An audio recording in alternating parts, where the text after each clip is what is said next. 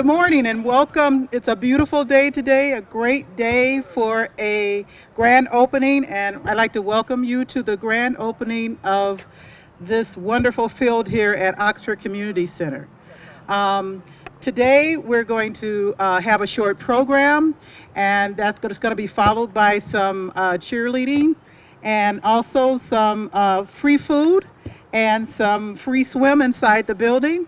And free information and activities will follow. So we hope you stick around after the program and take advantage of this field and the great facility that's behind you. So to begin the program, I have the honor of introducing the Ward 1 council member, your council member, Melvin Carter, to come to speak with you today. Melvin Carter. Thank you. Good to see you. Good morning. Good morning to you. Good morning. This is a good day today, isn't it? You know, when I first got inaugurated in the office, one of the first things I did was come and take a tour of this new facility that was just getting built at that time.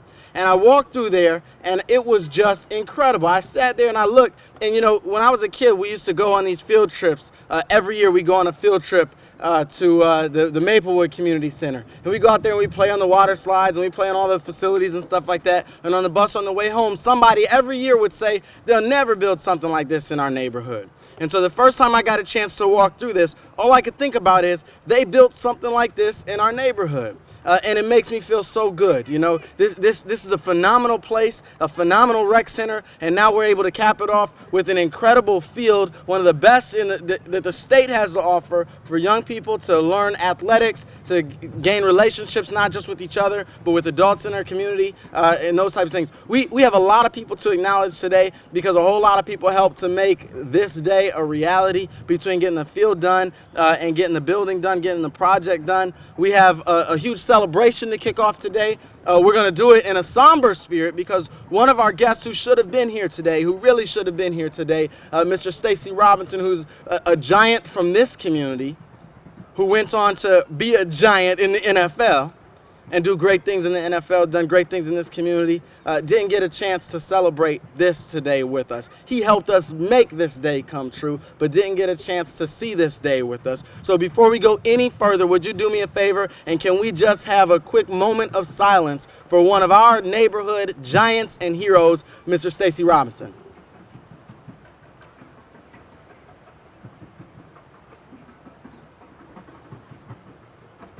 Thank you.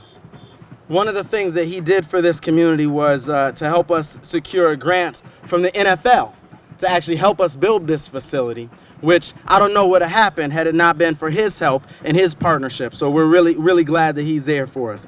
I'm looking at my notes to make sure I know what all I'm supposed to say and who I'm supposed to introduce, but I want to make sure that we acknowledge the NFL, the Minnesota Vikings, Twin Cities List, who helped us with resources for this, the U.S. Soccer Foundation, Friends of St. Paul Baseball, and the Minnesota Twins, who also helped us with funding. Certainly our St. Paul Parks and Recreation, design and construction staff, who has all worked on this heavily, and also the MPCA and the EPA. As we talk about this field, you know, the last step of getting this whole big project together was doing this field. And a few years ago, Mike Hom, who's our Parks and Rec director, came in my office and we sat down and looked at a piece of paper that said this field, the field that I grew up playing football on, the field that my father grew up playing football on, and the field that so many generations of young people in our community grew up playing on, was severely contaminated with arsenic and lead and mercury and selenium and all these kind of contaminants that made it not be a good place to play. And so you saw those signs that just hurt all of our hearts that said, you know, contaminated field, do not enter. And that was painful for us to endure for a couple of years. But thanks to that partnership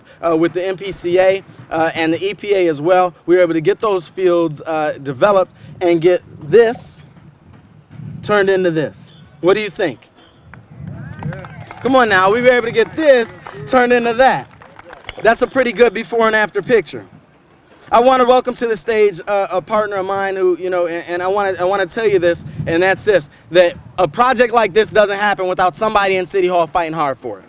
And so where the city of St. Paul is concerned, we have had a great champion for this project in our mayor, Chris Coleman, who is unfortunately unable to be here with us. But in a sense, we're doing all right because we've got somebody else who's a young man from this community who grew up in this neighborhood, who I would imagine probably grew up playing on these fields as well, who's our deputy mayor, who we can all be proud of, and that's my friend and mentor, Mr. Paul Williams. Give him a round of applause, please.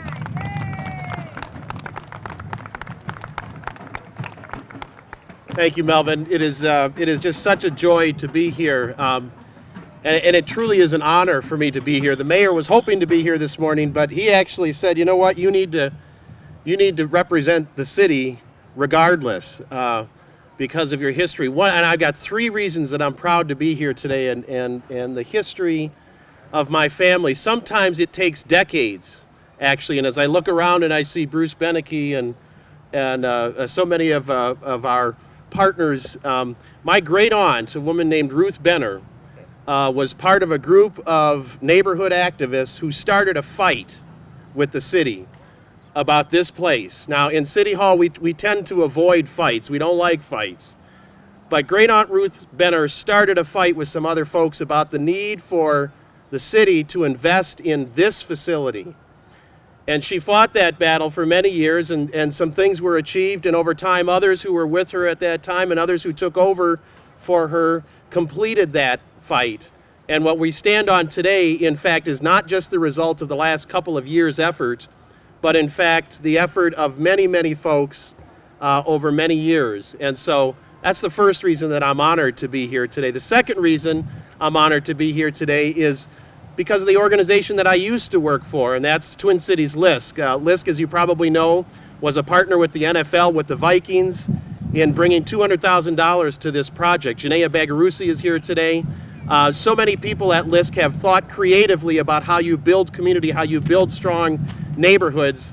This field is one of those examples. Brad Madsen from the Vikings has been a partner in that. They have invested close to $750,000, I'm guessing, in fields across the state. 4 of those 5 fields are actually here in the Twin Cities. So it's a tremendous place building strategy. Melvin's absolutely right. We have to build beautiful places. We deserve beautiful places. Beautiful places create beautiful neighborhoods. Beautiful neighborhoods create beautiful communities.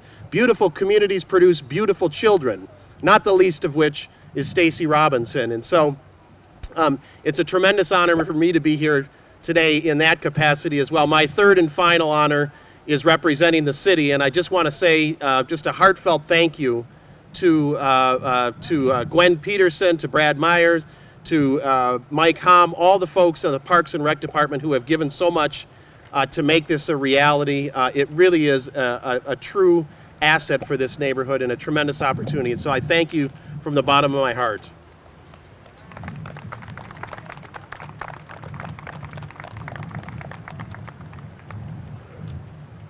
So as we talk about the things that young people who have grown up on these fields have gone on to contribute to St. Paul, we could have that conversation all day long and still not be done. And that's an example of one, Paul Williams, who is an example for all of us, myself included. I want to bring to the microphone another such person who grew up playing on these fields a long time ago. I'm messing with him.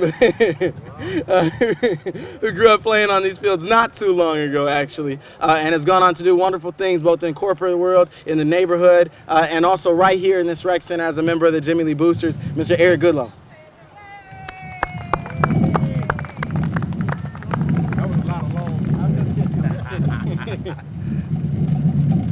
Well, I'm gonna be real quick. First of all, when we talk about the one thing I do want to just clarify is that I was the chair, I guess you would call, of the community board process for when we, after many reincarnations, started this process yet again. But I personally, in my family, was involved in some of those beginning talks way back in the early 90s when my father was on the park board and said, oh yeah, we're gonna, these things are gonna all happen with Jimmy Lee and we're gonna change those things. We're talking 1990. So fast forward to, the mid 2000s and nothing had been done yet. And but the city was still talking about it and the community was still wanting it and still needing it to happen. And everybody was saying, okay, now is the time. I do want to say a couple other people. There'll be a lot of people thank, but I want to thank Miss Debbie Montgomery for really pushing down at the City Hall for this to continue, and always in my ear, my second mom saying, we need you to show up to those meetings, Eric. We got too many people that don't show up to those meetings, and we need you to be there because this has to happen. I also want to give thanks to the former Park Board Director, Bob Beerscheid. He was extremely instrumental in having that ear, hearing what we needed, and wanting to do it. And so during the process, you know, once we got it done, the first day we sat there and everybody looked at the money and said, yeah, we're not going to, how is this going to happen? Where are we going to get that type of money? They're not going to put this money into this community. And as actually Councilmember Carter just said to me, it's about the process, you guys. So always try to have faith in the process. Make sure you don't get too frustrated and don't get too upset, because sometimes the process takes a long time. And this is a perfect example of how long a process can take. But I was able to tell my son last year, my baby son, that he does not have to come down here and play football on manhole covers anymore. So trust me, that is a big thing. With that, I just want to say thank you for all these folks being out here, especially my cheerleaders and all my former football players that are out here, and basketball players, and the parents that support these folks, and the community members, the police. This is a huge event, you guys. This took a lot of work. The fact that this was done so many years after that building was done just shows you that we had to go through a whole lot to get this done. I want everybody to enjoy the day. I want you to, those that are going to participate in the football game afterwards, please don't end up like I am, so be careful out there. It was playing sports that our minds still think we can do it, but our bodies just ain't there no more. So with that said, thank you guys. Thank everybody, that I'm missing, and all the contributions people put to this, and to our future generations that I'm out looking at. Hopefully you guys can enjoy this for a long, as many longs as Carter put on me. Long time. Thank you.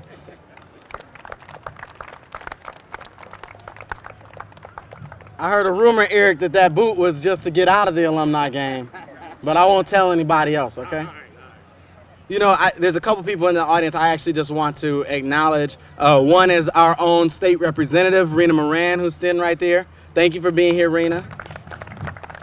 And the other person, in the context of really recognizing how adults help young people become adults, who help the next group of young people become adults, I just want to acknowledge one person in this place who actually coached me in my 5th and 6th grade football team on this field, and that's Mr. Bruce Beneke. How are you, Bruce? He used to make us he'd say, do 10 push-ups on my count, and every time we'd get 5 or 6 or 7 push-ups, and he'd say another number, and we'd want to protest that. Listen, I said already that it's really important to get a project done like this. You've got to have a champion in City Hall, and I think a lot of people come and congratulate me on these fields, and I've had some partnership in this, but what I just told you was that one of the first things I did as a city council member was get a tour of this building, which was complete at that time. What that means is, before I got here, there was somebody working really, really, really hard to make sure that this place would go from just being drawings on paper and ideas in the back of people's minds like Eric's, to becoming a real reality place where we could swim, we could play basketball, and 4 gyms where we could just do some of everything in this place. And so I want you to please do me a favor and put your hands together a whole lot for my predecessor on the St. Paul City Council, who worked really hard and tirelessly to champion and make sure that this place would be built for us, former council member Debbie Montgomery.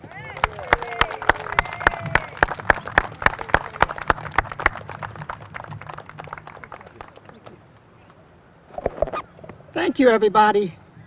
I want you to know this is just an honor for me to stand here before all of you on this field and in front of this building. It was a fight, but we got it done. And what this shows me is the determination, the character, the confidence, and the pride that this community has to want to develop strong leaders and good people, not just good athletes. We're talking about good people.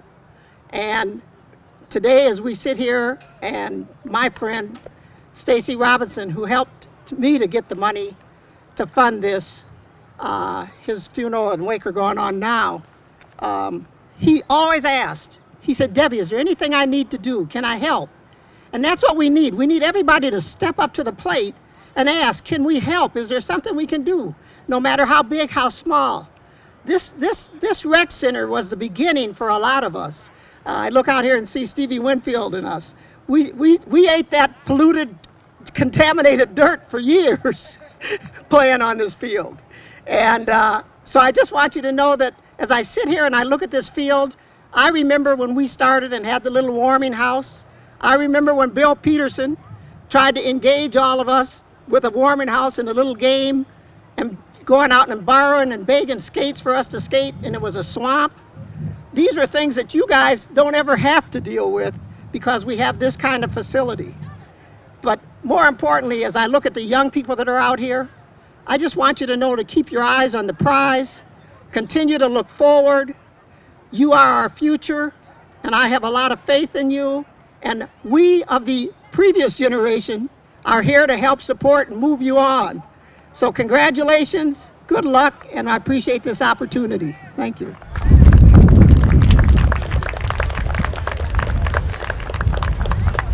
So we're gonna spend our day here. There is a cookout, so there's free food right here. Victor Mister's right there. He didn't wave his hand when I asked for folks who work for the city. We're gonna have a cookout. We're gonna have all kind of sports here. The alumni game. We're gonna be playing football and lacrosse and what else? What else on the field here? Football, lacrosse, soccer out here. Free swimming inside from 12 to 2. We're just gonna have a good time, all right? So don't leave. Stick around and have a great time, okay? All right. Let's cut the field. I mean, let's cut, not the field, let's cut the ribbon. Come on, young ladies. Come on, young ladies. Come on. Wait a second. Okay, so how was our hand? Yeah, bring it down a little bit, would you? Bring it down, can you bring it down a little bit? What we need from you guys is a really big, come on, come up close. Come on, you guys, let's cut the... Oh, yeah! They cut it that quick, huh? All right, good job. Hey, the young people won't wait for it.